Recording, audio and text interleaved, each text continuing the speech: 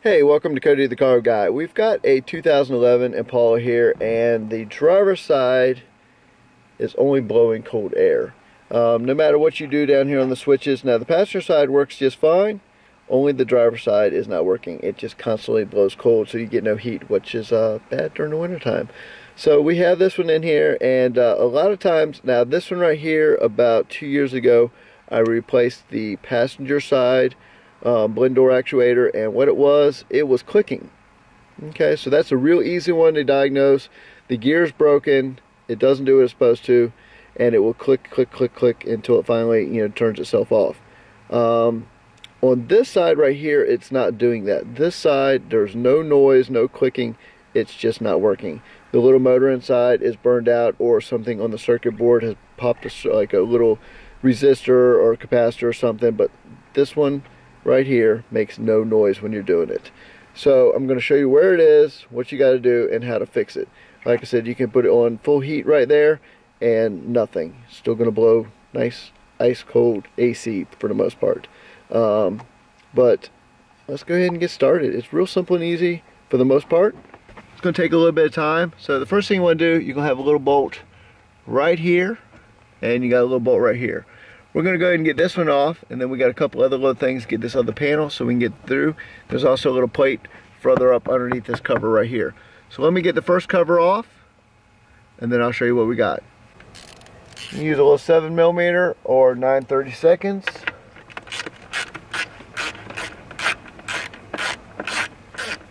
This cover is pretty easy to get out of the way.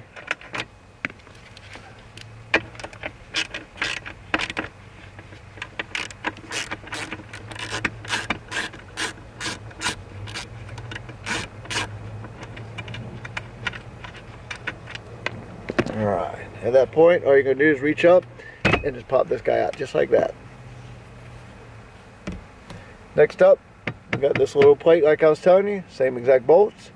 So let's get it real quick.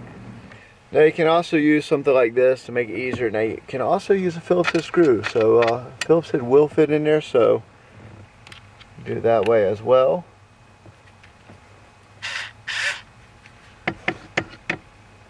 I do like using the sockets though. Alright, got that one. Put your hand up here. Grab the other one off. Alright, got a couple little clips. One right here, and one just out of sight right there. Now, on that one, I just use one of my upholstery tools. Come right through here. Slide this guy out. All you gotta do, pop it out like that, slide it out. That one's done. Let's go do the other one now.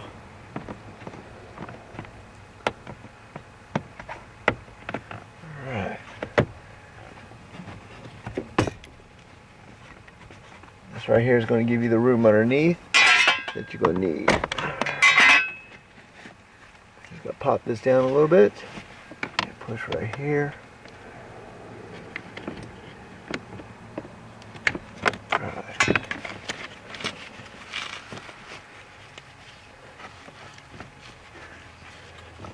Got one more spot up here. We're going to get that out of the way, and we'll have full access. And that is where your final clip is.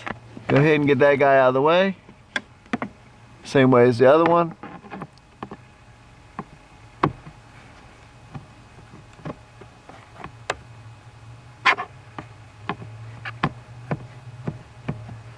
Sometimes they've never been off before. They can be a little bit stubborn. There we go, it's starting to come. Alright, reach up there, grab that out of the way, and pop this down. Alright, all you're going to do is just scoot that out of the way. There is a light right there. If you really want to get it out of the way, you can just literally twist this out of the spot. Slide this out. On this clip right here, all you're going to do is pull it off the edge. There's nothing plugged into it. They're blocked off. I also go ahead and see right here, those little clips, just take a flathead screwdriver, reach in there, literally pry them up and slide them off. This one literally slides to you. This one slides to you, which is this flat guy right here, and this guy right here, the other plug, also slides off. That is it right there. Got two little bolts in there. Alright, one of them right there. Alright, one of the bolts right there, they're 5.5 millimeter or 7/32. It's literally up just behind that little harness.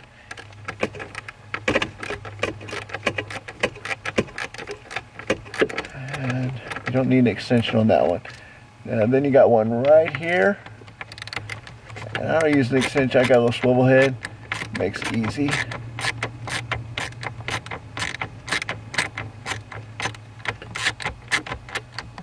Alright. Just like that. Swivel head makes it very simple. Alright, at that point, just reach up in there, slide it down. We got one little plug we got to unplug real quick. Literally right there. So let me get it unplugged, and then we'll get the new one in. Alright, that is your part right there. Now for the clip right there to get undone, all I did was the same upholstery tool that I got the bottom clips off with. I just reached underneath on the bottom, popped it out, and it is out. And this is your bad boy right here. This is what controls that side from cold heat on your blend door. So time to go get the new one, and we'll put it in. We've got a Dorman going back in it. So this is the new actuator right here. You see the Dorman logo on there. What I do then is I actually go ahead and make it the same as the other one. Kind of makes it easier going back in. All you're going to do is take two alligator clips. Any wire will work actually. And all you're going to do is clips on the one side, you just touch the other. And we're just going to kind of get it about where it's supposed to be. That's pretty good right there. And they're identical. So that will work right there. Makes it just easier to go back in. You don't got to fight it where the bolt holes are. You got two bolts on this and one's a dowel. So time to get it back in the car. Alright, here's your part number, 604108. It's by Dorman. And this little booger right here will actually fix it so you're not freezing or that dreadful clicking noise. This will make it go away and fix it. Anyways, let's go and get the new one in and get this car back on the road.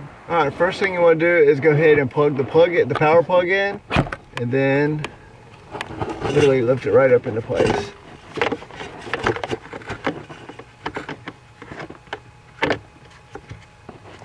Alright. And that's where it's got to be. So let's go ahead and get the screws back in place. Pretty much at that point, by hand, I put the actual screws back in. That one's in, and then I reached in behind the harness to get the other one in. And now it's just time to tighten them bad boys up. Like I said, having a little flip head ratchet really helps out a lot. Makes it simpler. Still a pain in the butt to get to it, especially the upper one. Alright, that one's tight. Now for the fun one that's hidden back in there. And you can't see it, of course. Now with the bolted back into place, it was impossible to actually film and show you the upper bolt being tightened up. But just go ahead and tighten it up. Alright, all it is now time to go ahead and clip these back in.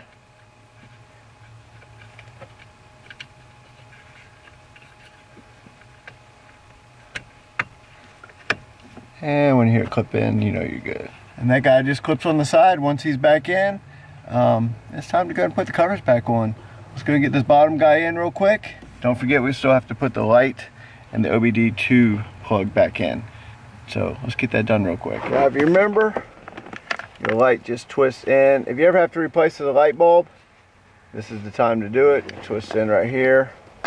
This guy right here just comes through the insulation, slide it down, and just let it hang for a second until we get everything buttoned up. Alright, get that up to about where it's supposed to be. Okay, get your clips in. Get this guy right here. Alright, let's get this guy right here done. And then we just have the one underneath.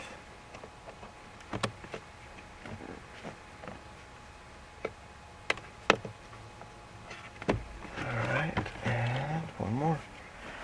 The other one is further in, where I showed you earlier. So let me get that knocked out real quick. There is a little edge that your trim needs to sit on right there. It sits on top of the insulation there. And then at that point, just come back right here and plug in your OBD2 sensor. You'll hear it actually click into place, just like that. All right, time to get this little cover right here on. The metal cover is next with 2 screws. Let's get it on there. All right, it has 2 dowels, one down there and one over here, right there. Make sure the dowels actually go where they're supposed to be, and then get your screws.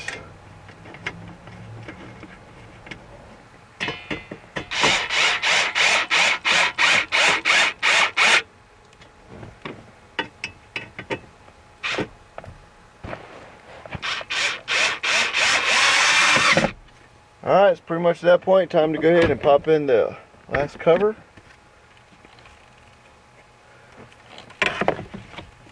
Here, snap into place.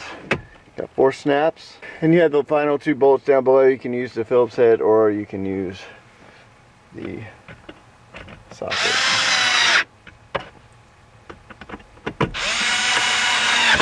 Alright. And that pretty much is changing out your blend door actuator on your 2011 Chevy Impala. So I hope that helps you guys, and I'll catch you on the next one.